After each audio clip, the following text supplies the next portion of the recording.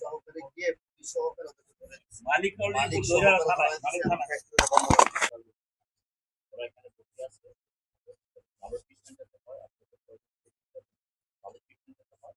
আপনি পরে আমি আর এই বিষয়ে আমার ওদেরকে একটা ইয়ে খোলা, আপনি ইয়ে করে দিন। আমি নিজে আসছি, এই বিষয়ে আসছে, ওদেরকে ধরাই দিচ্ছে পুলিশ। আমাদের উত্তরখান 46 নম্বর ওয়ার্ডের রাজাবাড়ি একটা এলাকা আছে, ওখানে এসটিএস আছে, ময়লা সিটি কর্পোরেশন সমস্ত ময়লা ওখানে। তো ওখানে পাশে একটা গার্মেন্টস আছে, তারা দীর্ঘদিন এখানে আমাদের সিটি কর্পোরেশনের মানুষজনকে যারা কাজ করে কর্মচারী ডিস্টার্ব করতেছে, ওখানে ময়লা ফেলতে দিবে না। এলাকার কিছু বহিরাগত আওয়ামী সন্ত্রাসীদের নিয়ে আমাদের এই সিটি কর্পোরেশনের কর্মীদেরকে মারধর করে। এলাকার লোকজন যদি মুখ খোলে তারা তাদের বিরুদ্ধে ব্যবস্থা নেয়, তারা তাদের মারধর করে।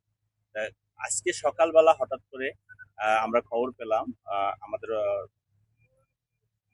ডিএনসিসির উত্তরের প্রশাসক সাহেব আমাকে ফোন দিলেন যে জাহাঙ্গীর উনি আমার বন্ধু, যে ওখানে আমাদের সিটি কর্পোরেশনের মানুষজনকে মারধর করে ওদেরকে একদম যা ইচ্ছা তাই করে ফেলছে।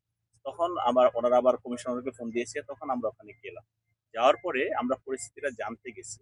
জানতে যাওয়ার পরে আমরা দিয়ে তারা সে অ্যাগ্রেসিভ, তারা বিভিন্ন জায়গা থেকে সন্ত্রাসী নিয়ে সেখানে সেই একই ধারায় আছে। সেখানে আমাদের সাথে যে লোকজন গিয়েছে সেখানে তাদের এমন একটা অবস্থা যে তারা এখানেও হামলা করে।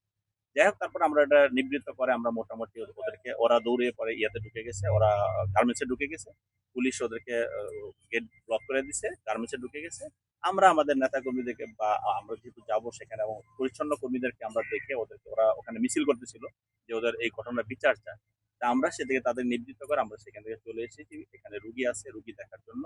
তো বাই দিস টাইম তাদের যারা মারামারি করছে সেখান থেকে হয়তো পুলিশ ওদের কয়েকজন ধরেছে। এখন ব্যাপার হলো যে কেউ তো আইনের ঊর্ধ্বে না।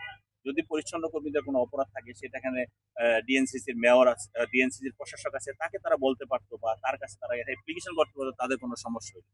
সেই সমস্যা সমাধান না করে তারা নিজেরা গায়ের জোরে ওই এলাকাটা একটা রাম রাজত্ব কায়েম করেছে। আমরা অবশ্যই মনে করি যে রাম রাজত্ব কায়েম করে কেউ টিকে থাকতে পারবে না। আইন আছে সবার জন্য, আপনার জন্য আইন আছে, আমার জন্য আইন আছে। যদি যে আইনের চোখে যে অপরাধী তার বিরুদ্ধে শাস্তিমূলক ব্যবস্থা নিতে হবে। এই যে আজকে যে গরিব মানুষগুলো আহত হয়েছে, এখানে যে একটা মানুষ মারা যেত কি হতো। তো এরকম অনেকজন এখানে আহত হয়েছে, সে রোগীগুলো দেখতে আসলাম। আমরা চাই যে দেশে আইনের শাসন আছে, যখন যেখানে যা হবে মব কালচার থেকে বেরোয় এসে বা গায়ের জোরে কিছু করতে পারো না, যেটা ফেসিবাদী আমলে ছিল। এবং আমরা এটাও শুনেছি যে গার্মেন্টসের যে মালিক, তারা সেই ফেসিবাদ আমল থেকে তারা সেখানে দখলদারিত্বের ভিতরে আছে এবং এখনো এলাকার মানুষের জায়গা জমি দখল করে সেখানে রামরাজ্য কায়েম করছে। আমাদের বক্তব্য একটাই, যে হাসিনা পালিয়ে গেছে, ফেসিবাদরা পালিয়ে গেছে, তাদের দোসররা কোনোভাবে এখানে আসে ওভাবে টিকে থাকতে পারবে না। এখন আইনের শাসন চলছে, নির্বাচিত প্রতিনিধিরা এখানে দেশের শাসনভার গ্রহণ করেছে।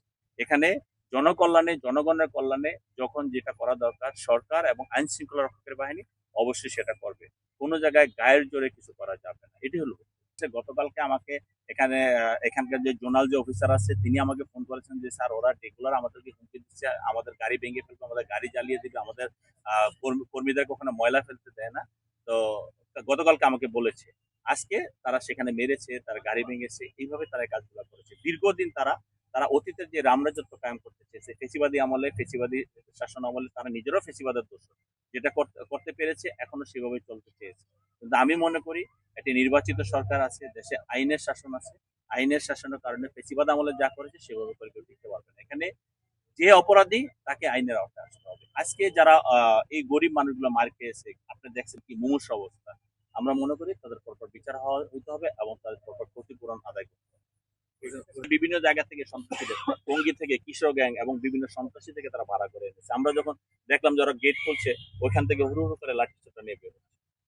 এই আর কি। ফ্যাক্টরির ভিতরে যারা আছে, মহিলা আছে, পুরুষ আছে। ধরে ফেলছে মালিককে, শুদ্ধ ধরে ফেলছে মালিক সহ ধরে ফেলছে। মালিক শুদ্ধ ধরে ফেলছে, চিন্তা করেন না।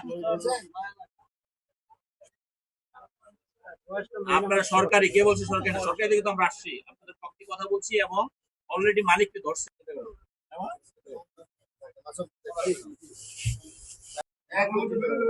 চোখে প্রবলেম হচ্ছে স্যার, সিটি স্ক্যান করা লাগলে একটু করে যা যা করা লাগবে এই যে আছে সুপার সাহেব আছে, যা করার আমরা এখানে কি আছে তাই আছে আছে।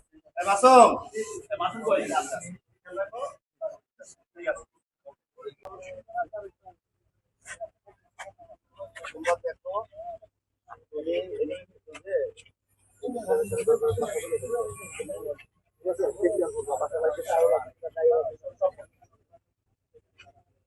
জায়গা দিলে